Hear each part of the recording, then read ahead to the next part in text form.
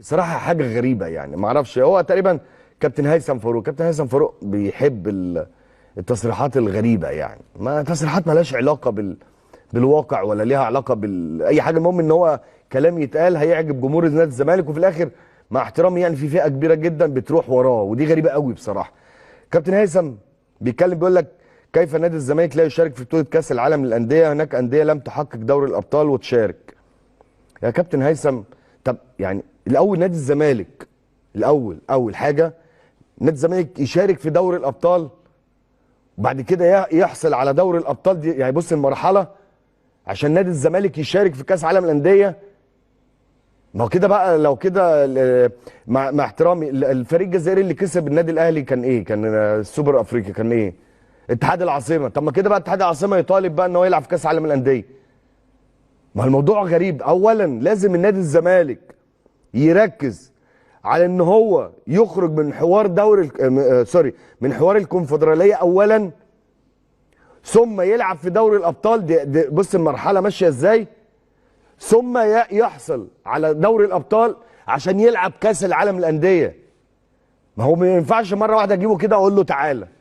ما هي بطولات معينه يعني، ليها يعني. مثلا الوداد كان حاصل على دوري الابطال مثلا، فعنده رصيد، عنده الامكانيات موجوده. نادي الزمالك بعيد من 2002، بعيد عن دوري الابطال يا كابتن هيثم، لازم تبقى عارف كده. عشان انت برضو اللي بيزعلنا يا جماعه ان دايما يعني بيبقى لعيب كوره هو اللي بيتكلم بالطريقه دي، ودي غريبه جدا بصراحه. يعني خصوصا كمان نادي الزمالك ما لعبش في كاس عالم الانديه خالص. يعني كل اللي موجودين لعبوا قبل كده، فعندهم رصيد وعندهم تاريخ موجود، فعشان كده هم متواجدين. عكس نادي الزمالك لازم يبص في المرحله اللي جايه يشارك في دوري الابطال، وبعد المشاركه في دوري الابطال ياخد دوري الابطال، بعدها يروح كاس عالم الانديه. دي كان يعني ده الكلام اللي انا عايز ارد على كابتن هيثم فاروق، لان هو بيقول كلام بصراحه يعني ما اعرفش، هل الكلام ده مثلا من صفحات بتقول لك عليه انت بتقولها؟ ما مش ممكن. هل الصفحات تيجي تقول لك والنبي يا كابتن هيثم قول على كذا، فانت رايح مع الصفحات ورايح مع الفئه اللي هي بتاعت البيدجات دي، اللي هي بتاعت اللايكات والحاجات دي؟ مش ممكن يعني مع احترامي ليك، نادي الزمالك يروح يلعب كاس عالم الانديه ازاي وبقاله سنتين؟ ده تاني موسم بيلعب في الكونفدراليه. فالسؤال اللي انا عايز اسالك: ازاي نادي الزمالك يروح كاس عالم الانديه وبقاله سنتين بيلعب في الكونفدراليه؟ ده بيتكلم كابتن طارق يحيى. كابتن طارق يحيى برضه اعتقد انه مش هيخش نادي الزمالك تاني يعني. يعني بيتكلم بيقول: اشجع الاهلي في كاس العالم للانديه، وفخر لنا ان يشارك في المونديال. شفت لسه والله بتكلم تصريح محترم من نجم كبير، من كابتن كبير، كابتن نادي الزمالك، كابتن منتخب مصر، من نجوم منتخب مصر ومن نجوم نادي الزمالك. يا جماعه هي التصريحات على فكره دي، يعني رغم ان كابتن طارق زملكاوي يعني ما شاء الله، يعني متعصب كمان يعني، بس طبيعي.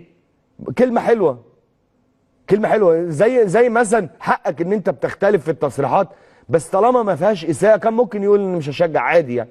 هو اصلا ما حدش طلب ان حد يشجع الاهلي ولا حد يشجع الزمالك، لان في الاول والاخر هي منافسه. بس التصريحات دي لما بتطلع بصراحه بتهدي الامور شويه يعني، وخصوصا كمان النادي الاهلي. مع احترامي، هو النادي الاهلي ولا محتاج كابتن بشير التبعي يشجعه، ولا محتاج كابتن طارق يحيى يشجعه، ولا محتاج اي حد يشجعه، لان هو النادي الاهلي عنده الجمهور بتاعه وعنده الناس بتاعته وعنده قاعده جماهيريه كبيره جدا، مش محتاج حد يشجعه، لان مع احترامي يعني مش هيزود.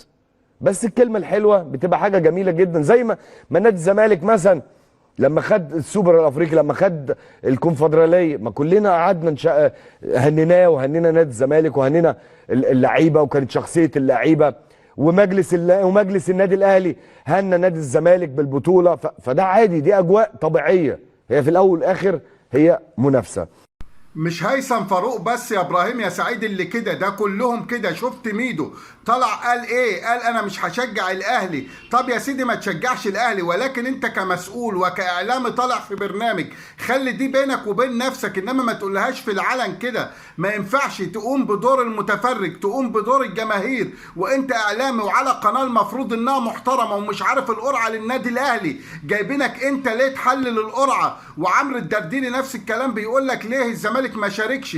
هيشارك ازاي الزمالك اللي من اكتر من 20 سنه ما يعرفش حاجه عن دوري ابطال افريقيا. الزمالك اكتر نادي بيطلع حصاله افريقيا اخر 20 سنه. هيشارك ازاي في كاس العالم للانديه؟ هو مش كاس العالم للانديه دي المفروض تاخد يا اول يا تاني دوري وبعد كده تاخد دوري ابطال افريقيا عشان تلعب في كاس العالم للانديه؟ ولا هم هيجيبوك هتعمل زي الليمبي ولا محمد سعد مش عارف في فيلم ايه لما قال لهم انا معاكم عاوز تلعب وخلاص في كاس عالم للانديه من غير ما تبذل اي مجهود؟ هو اللعب في كاس عالم للانديه حاجه سهله كده؟ ده الاهلي عمل المستحيل. ده الاهلي اخر 5-6 سنين بيلعب نهائي دوري ابطال افريقيا، واخر 5 سنين واخد دوري ابطال افريقيا 4 مرات. عشان كده النادي الاهلي ربنا كرمه، عشان كده حصل المعجزه اللي حصلت مع النادي الاهلي ان هو يلعب افتتاح كاس عالم للانديه اللي اول مره ب 32 فريق، اللي كل العالم هيتكلم عن النادي الاهلي من دلوقتي لغايه شهر 6 و7 اللي جايين. العمليه مش كلام وبس،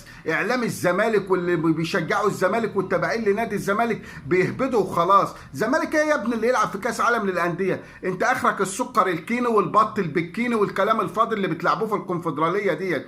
انت مش هتلعب دلوقتي كاس عالم للانديه خالص غير لما تبقى زي النادي الاهلي، غير لما تبقى فريق عندك عزيمه واصرار، غير لما تبقى فريق عندك طموح وعاوز تلعب وتنافس الكبار. هي مش كلام بس، هي مش لسان بس وشويه هلفطه احنا اكبر قلعه رياضيه واحنا نادي القرن الحقيقي والكلام الفارغ اللي شغلتوا نفسكم بيه، انما نتائج وانجازات ما بتعرفوش.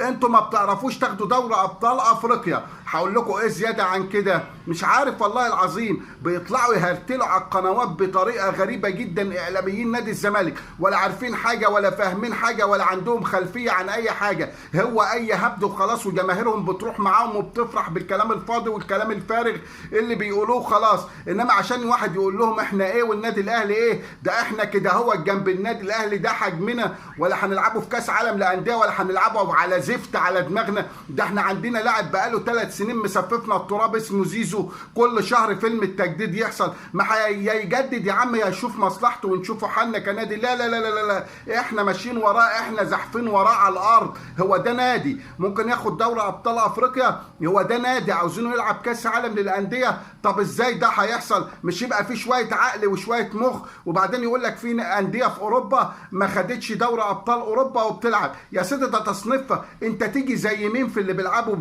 في انديه اوروبا في كاس العالم للانديه دي؟ زي مين فيهم؟ بتساوي نفسك بمين فيهم؟ ده انت كده اهو جنب اقل نادي في اوروبا. هو احنا هنستهبله ولا ايه؟ وبعدين ال70 مليون اهلاوي في مصر مستنيينك يا ميدو انت ولا غيرك عشان تشجعونا ولا عشان تدعمونا؟ بلا قرب بقى، زهقتونا. رجال اشتراك في قناتي وتفعيل الجرس. شكرا.